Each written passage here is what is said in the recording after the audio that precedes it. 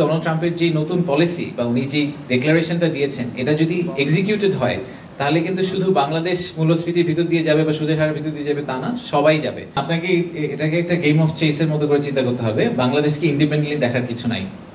আমার যদি একজন লেটসে আমি চায়নার এক্সাম্পল দিই, আমার যে চাইনিজ ইনভেস্টার যে বাংলাদেশকে কনসিডার করছে, সে মনে করছে যে বাংলাদেশে সুদের হার বেড়ে যাবে, বাংলাদেশে মূল্যস্ফীতি হবে, গ্লোবাল কোনো ম্যাক্রো ইকোনমিক ইফেক্ট পৃথিবীর সবগুলো দেশকে ইকুয়ালি ইফেক্ট করবে।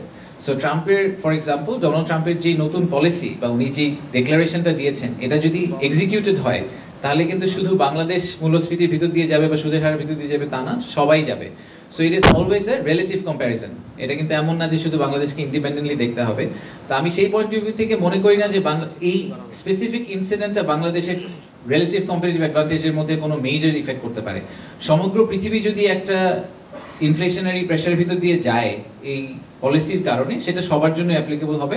সো সেই ক্ষেত্রে আমার মনে হয় না যে বাংলাদেশের জন্য ইন্ডিপেন্ডেন্টলি এটা অনেক বেশি ডেট্রিমেন্টাল হবে relative to rest of the globe.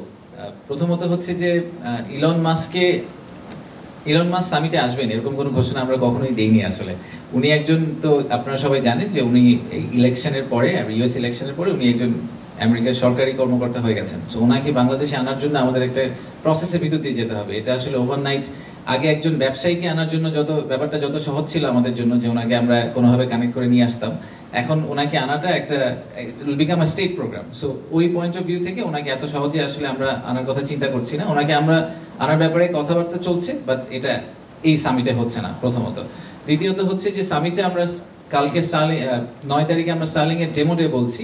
So Sterling device দিয়ে আসলে পুরো সামিটটা রান করা হবে। ইন্টারকন্টিনেন্টালের স্টার্লিং সার্ভিস প্রোভাইড করবে এবং সেটা আমরা যে আপনারা সোশ্যাল মিডিয়াতে লাইভ যে প্রোগ্রামগুলো দেখবেন সেটা স্টার্লিংকের থ্রুতে পাওয়ার করা হবে।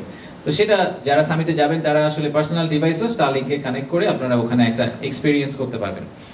স্টারলিংকের অ্যাপ্রুভালের ব্যাপারে ওনারা বিডার রেজিস্ট্রেশনের জন্য অ্যাপ্রুভাল করেছিলেন। আপনারা শুনেছেন যে গত মাসের 29 তারিখে আমরা এনজিএসও পলিসি ফাইনালি রোল আউট করে দিয়েছি পাবলিক ডোমেইনে।